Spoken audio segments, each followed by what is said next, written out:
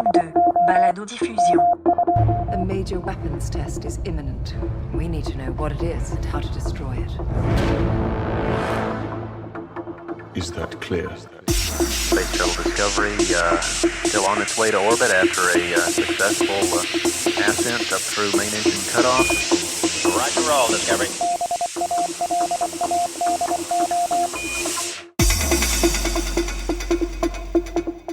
On peut le voir comme une menace ou comme une opportunité, mais l'important est de le voir.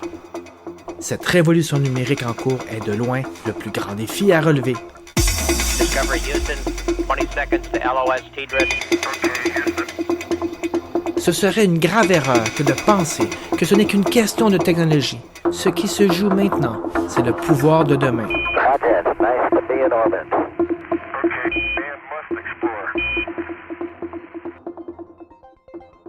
Bienvenue à la saison 4 de ma balado. Ça fait déjà quelques années que je vous partage mes réflexions sur ces indices de mutation en cours avec des entretiens de personnes passionnées mais qui passent souvent sous le radar des médias. Je vous lance cet épisode le jour d'un appel à la grève de tous les taxis de Montréal. Et même que probablement vous êtes en train d'écouter cette balado alors que vous marchez faute d'avoir trouvé un taxi. Le conflit dans l'industrie du taxi est une conséquence directe de la révolution numérique. Cette révolution n'est plus abstraite. Elle a des conséquences très concrètes, comme le fait justement que vous arriviez en retard aujourd'hui parce que vous n'avez pas trouvé un taxi. Cette saison, je vous raconte l'histoire semaine après semaine d'une ministre responsable du plan stratégique numérique, ou plutôt de sa réception auprès des citoyens et de la mise en place du plan stratégique et de ses rebondissements. Justement, la ministre Anglade annonce aujourd'hui même qu'elle supporte un projet de véhicule électrique québécois. Et on sait que la voiture électrique est le cheval de Troie de la voiture autonome, qui signe la fin des taxis. Mais aujourd'hui, revenons en arrière et commençons par le début. Je m'appelle Martin Lessard, bienvenue sur la balado M2 sur les mutations au carré. PBR Street Gang, this is Almighty, over. PBR Street Gang, this is Almighty, standing by, over. PBR Street Gang, this is Almighty, standing by, how do you copy? En vain, depuis une décennie, plusieurs se sont levés pour demander un plan numérique. PBR Street Gang, this is Almighty, standing by, how do you copy? Ce que ces gens voyaient, c'était tout ce qui bouillonnait justement sous l'actualité dont peu de monde parlait.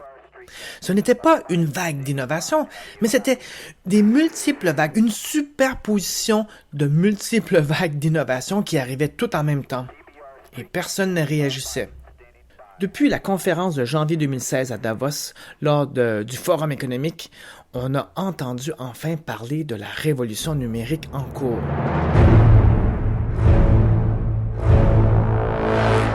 Écoutez M. Klaus Schwab, pape de la grande messe annuelle du Forum économique mondial de Davos, quand il explique pourquoi il est temps de se réveiller. The future is already here. The future has begun. Why this fourth industrial revolution is so crucial? It's coming like a tsunami.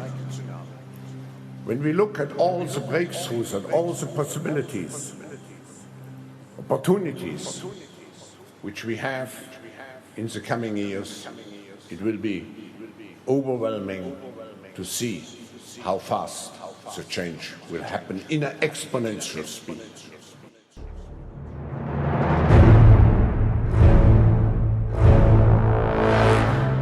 Bon, j'avoue que j'ai mis un effet d'écho dans sa voix pour lui donner un air de sénateur Palpatine dans la série Star Wars. Vous comprendrez plus tard dans la saison. Ce tsunami dont parle M. Klaus Schwab, directeur du Forum économique mondial de Davos, que vous venez d'entendre, ce tsunami, lui, il lui donne un nom. Il l'appelle la 4e révolution industrielle. La 4e révolution industrielle était le thème du forum à Davos en janvier dernier et auquel beaucoup de grands de ce monde, les puissants, ont participé. M. Schwab place cette révolution après les 3 précédentes. La première révolution industrielle, qu'on situe vers 1750, correspond à l'arrivée de la machine à vapeur qui a bouleversé l'économie agricole et artisanale de l'époque. La deuxième révolution industrielle, qui est associée à l'arrivée de l'électricité et du Fordisme vers la fin du 19e siècle et du 20e siècle, celle où l'industrialisation a vraiment commencé à changer la face du monde. Et la troisième révolution industrielle, qu'on situe autour des années 50-60 avec l'apparition des premiers ordinateurs dans les entreprises. Chaque révolution apporte son lot de changements qui mettent environ entre 50 et 100 ans à se répandre partout. Si on veut vraiment être strict, on devrait plutôt dire que nous sommes encore dans la 3e révolution industrielle, celle qui concerne les ordinateurs. Cette 3e révolution industrielle, en effet, on est en train de vivre la numérisation massive de notre société 50 ans après l'invention de l'ordinateur. De la même manière qu'il y a eu une électrification massive plusieurs décennies après le début de la 2e révolution industrielle. M. Schwab en est très conscient, mais il insiste, cette vague-ci a une vélocité, une ampleur, un potentiel disruptif si unique, si puissante, qu'elle mérite qu'on la nomme 4e révolution industrielle, car elle va tout changer sur son passage.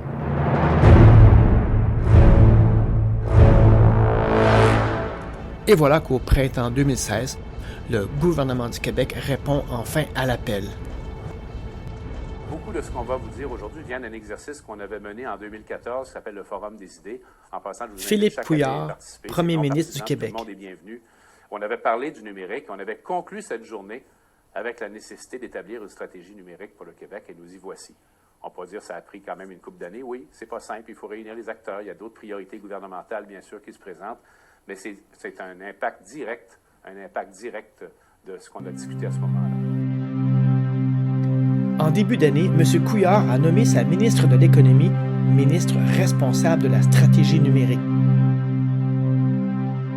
Mme Anglade a dû gérer beaucoup d'attentes du milieu. Et le 20 mai 2016, elle se lance et présente comment elle compte s'y prendre.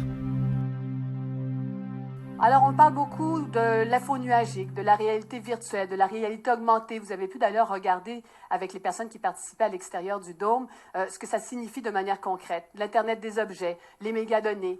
Beaucoup d'éléments qui transforment notre vie, qui transforment la manière de faire de nos entreprises. Et l'essor de technologie force nos entreprises à s'adapter, ou doivent en tout cas forcer nos entreprises à s'adapter pour assurer la compétitivité de leurs entreprises, évidemment, mais également du Québec de manière plus large. Et les entreprises, donc, sont amenées à se transformer. Nous allons revenir au cours des prochains épisodes sur ce plan numérique qui n'en est pas un, en fait. C'est plutôt un volet qui suit le plan culturel numérique et l'autre volet qui est le plan des données ouvertes. Ce volet-ci, en fait, est un plan économique numérique. Ce n'est pas le plan stratégique qu'on attendait.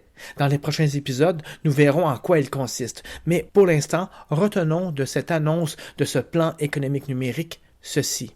Donc, c'est une autre étape aujourd'hui, une autre étape fondatrice qui nous amène à la stratégie numérique. Ce qu'on annonce aujourd'hui, c'est les détails du plan d'économie numérique.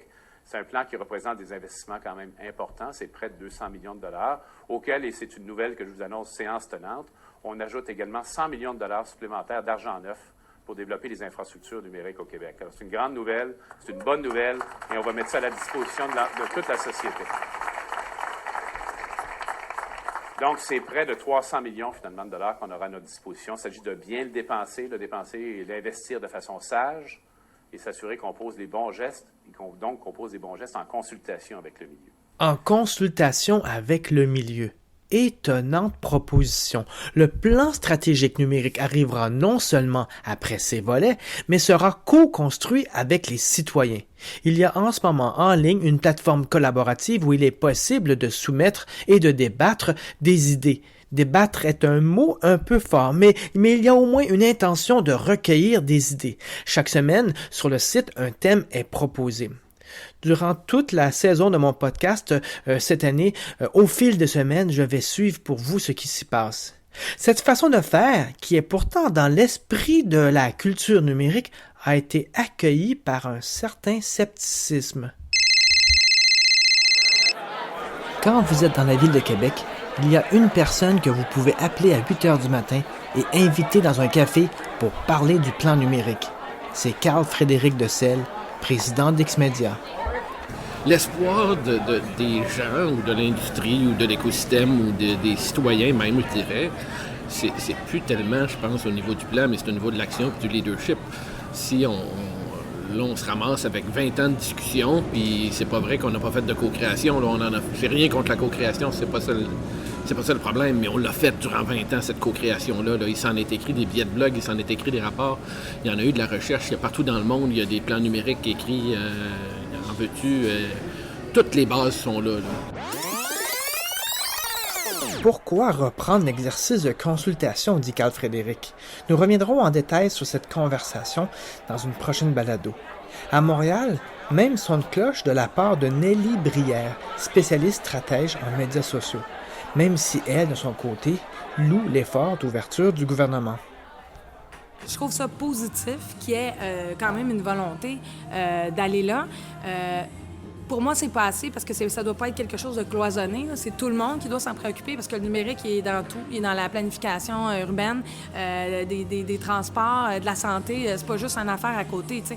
On fait la même chose qu'on a fait en entreprise. On va engager un gestionnaire de communauté qui va gérer nos réseaux sociaux, par exemple, alors que ça fait partie de tout. Donc, il faut l'intégrer dans tout. Il faut que le numérique fasse partie de toutes les décisions et puisse nourrir les décisions de ces politiques-là. T'sais. Fait que c'est les fonctionnaires, c'est les politiciens, puis c'est bien sûr les citoyens. Fait que c'est bien, mais c'est pas assez. À la vue de tout ce qu'un plan stratégique demanderait pour affronter la fameuse 4e révolution industrielle de Klaus Schwab, on est en droit de se demander si 300 millions sur 5 ans sont suffisants. D'autant plus que sur ce montant, 100 millions, le tiers est réservé simplement à mettre à niveau le réseau Internet et à le rendre disponible partout. Lors du lancement de la stratégie numérique, j'ai posé la question au premier ministre Philippe Couillard. Mathieu Dugal, animateur à l'émission La Sphère à Radio-Canada. Comment il évaluait le fait qu'il y avait quand même une disparité énorme entre le plan Nord et les sommes qui étaient qui sont promises pour cette stratégie numérique-là. Il m'a répondu que de partir de lancer un site web, ça prend moins d'argent que de lancer une mine. Bon. C'est une... Il n'y a pas tort dans le fond, mais quelque part, cette image-là est peut-être pas la meilleure à prendre. Bon, mais peut-être que lui me répondrait que comparer le plan Nord et le plan Nord, c'est pas une bonne question non plus. Mais en fait, la sous-question de ça, pour moi, c'était de parler, en fait, de la question de la plus-value qui est liée au numérique, qu'on retrouve quand même pas beaucoup quand on parle de l'industrie minière. Souvent, on va extraire le minerai, on l'envoie à l'autre bout du monde, puis on le rachète quand il est transformé. Quand on développe du numérique ici, la plus-value, elle se réalise ici. On voit les grands studios, par exemple, de jeux vidéo, par exemple. C'est du jus de cerveau qui vaut cher. Et donc, moi, c'est ce que je voulais faire, c'est ce que je voulais souligner. Maintenant, on aurait dû en parler plus que ça, mais j'avais le droit à une question, donc... On commence à avoir un aperçu des difficultés qui nous attendent. Le plan stratégique numérique n'existe pas encore, que déjà on sent poindre des tensions sur ce qu'il devrait faire.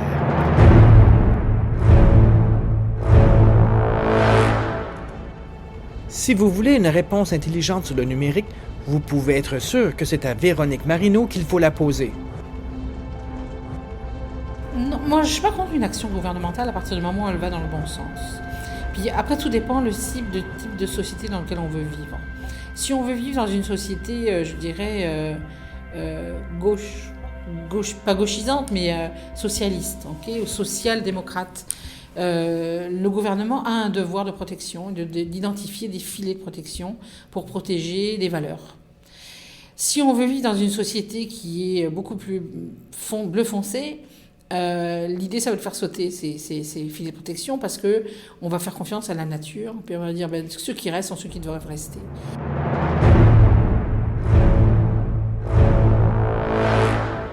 Vous entendrez Véronique Marino plus en détail dans le prochain épisode, ainsi que les autres invités. Mais pour l'heure, je veux vous faire prendre conscience que ce plan numérique, ou que ces volets, ou que ces consultations ont une importance capitale pour se préparer au choc de cette 4e révolution industrielle. Que ce soit la 4e ou la continuité de la 3e révolution, ça n'a pas d'importance. Les choix que nous faisons en ce moment touchent notre futur. Comme le disait Klaus Schwab, le futur, c'est maintenant. Il entend par là que maintenant implique le futur. Ce n'est pas autre chose que dit aussi depuis des années Michel Cartier, professeur à la retraite en communication et qui, dès les années 80, faisait des appels radio pour signaler que se profilait à l'horizon un tsunami numérique. Le problème, c'est que si on prend les mauvaises décisions, on risque d'être en arrière de 5 ans, quand on l'est déjà, mais on risque d'être en arrière de 5 ans dans 5 ans. Quand tout le monde va commencer à aller de l'avant, quelle sorte de décision on aura pris, nous, au Québec? Quand tu vois certaines des décisions américaines, françaises ou anglaises, est-ce que les décisions que nous, on prend au Québec sont à la hauteur de ce qui s'en vient? TBR Street Gang, this is Almighty, over. TBR Street Gang, this is Almighty, standing by, over. TBR Street Gang, this is Almighty. Everybody wanted me to do it. How do you copy? Him most of all. I felt like he was up there, waiting for me to take the pain away. TBR Street Gang, this is Almighty, standing by, over. La ministre Anglade, responsable de la stratégie numérique, a une mission, et c'est celle d'anticiper ce tsunami. Elle aura besoin autant d'intuition que de nos conseils, mais elle devra s'y atteler à 100%. D'ici là, ce qu'il faut comprendre, c'est qu'il n'y a pas de plan global, pas de vue d'ensemble, pas d'unanimité sur la façon de s'y prendre. Il est clair que le numérique frappera encore et encore. Chacun doit alors se préparer et se demander comment il compte faire pour s'en sortir quand le tsunami frappera. Is that clear? Yes, sir.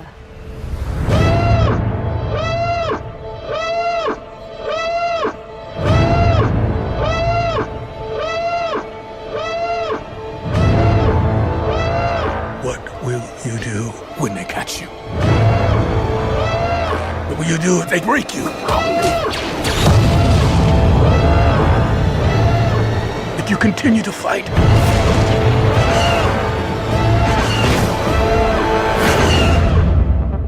What will you become? Welcome home, Columbia. Beautiful, beautiful. My God, it's full of stars. Třetí sovětská družice měla už složitou fyzikální laboratoř. Roger roll, Discovery. Voilà, c'est tout pour aujourd'hui. La table est mise pour notre histoire et la semaine prochaine, Véronique Marino nous accompagnera pour nous faire comprendre la difficulté que ça peut être d'être dans les souliers de la ministre responsable de la stratégie numérique. Il y a suffisamment de gens intelligents, ouverts, honnêtes, cultivés sur ce domaine-là qui fait que ça n'aurait jamais dû arriver. Et j'espère qu'au niveau du plan stratégique numérique, la ministre va s'occuper de travailler avec des gens qui sont de ce calibre-là. Vous saurez de quoi elle parle la semaine prochaine. Mais avant de nous quitter, fidèle à ma petite tradition, je vous fais une suggestion de balado francophone. Vous savez comment il est difficile de faire circuler et découvrir nos contenus dans une mer de podcasts anglophones aussi bons les uns que les autres. Cette fois-ci, je vous suggère, ça s'appelle Les Déchiffreurs et je vous laisse Catherine Matisse vous en parler. Ce qu'on fait, c'est que quelques fois par mois, environ 3 semaines, on se réunit avec Sébastien Provencher et Frédéric Guarino sur une thématique et on en fait un Facebook Live. Donc, on diffuse en direct sur l'heure du midi et ce qu'on voulait faire, en fait, l'idée qui nous a vraiment inspiré au départ, c'est un peu de prendre, de faire comme une espèce d'apostrophe numérique. Donc, de réfléchir en profondeur sur une thématique, mais de l'attaquer de plusieurs côtés possibles. Il y a le côté, évidemment, entrepreneurial, affaires, business, etc. Il y a le côté plus historique, quelles sont les racines de certains mouvements. Puis, il y a le côté très... les transformations médiatiques actuelles, les consommations, les modes de consommation, les habitudes, etc. Décortiquer tout ça et surtout prendre son temps. Prendre son temps, c'est tellement rare dans les médias. Mais prenez le temps, vous aussi, de commenter sur mon blog 0 secondes ou de me faire un petit coucou sur Twitter à @commercial Martin Lessard ou aller sur ma page Facebook, rechercher M2 Balado ou aller sur iTunes et mettez-moi un commentaire, ça me ferait plaisir. Alors, à la prochaine!